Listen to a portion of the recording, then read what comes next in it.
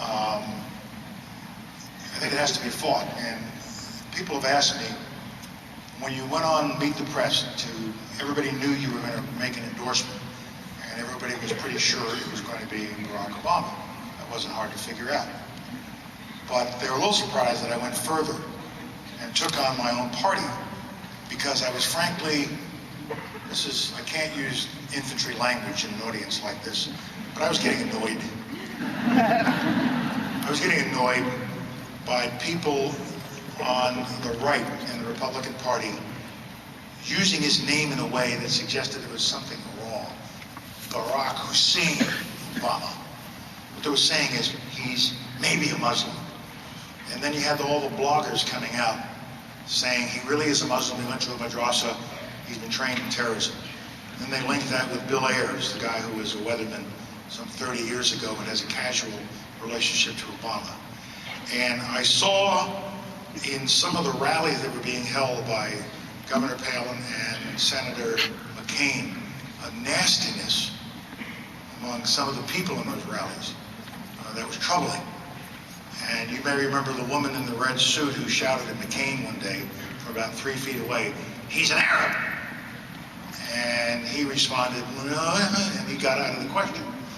And so I decided that somebody needs to start pushing back on this. And I was deeply moved by a picture I saw in New Yorker magazine. It was a picture it was a series of pictures about conflict. And the last one was a picture of a gravestone in Arlington Cemetery. And there was a mother by the grave, by the headstone of her son who was killed. And the bottom, United States Army, date of birth, date of death. You come up a little higher, gave you his name, and then you come to the top. And in Arlington, you usually will see a Christian cross or a Star of David for Jewish soldiers.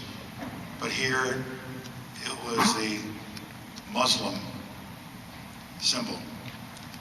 And I said to myself, if this young Muslim American, born in New Jersey, who was 13 at the time of 9/11, couldn't wait to be old enough to join the armed forces of the United States and go fight for his country, if he could go fight and die as an American and as a Muslim, then those of us who can speak out against Islamophobia have to speak out against it. So the words that I used were, okay, the right answer,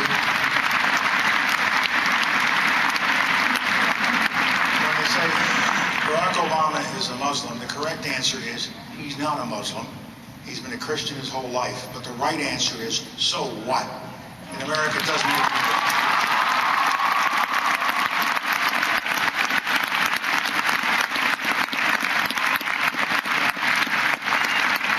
I spoke out on that, and others have spoken out. I got a lot of letters, as you might expect, mostly positive.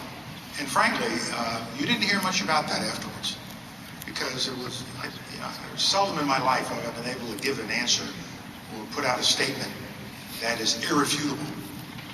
And that was an irrefutable statement. What if he is a Muslim or a Jew or a Hindi or you name it, or a Buddhist? In this country, the only thing that counts, are you an American? Or are you going to be an American?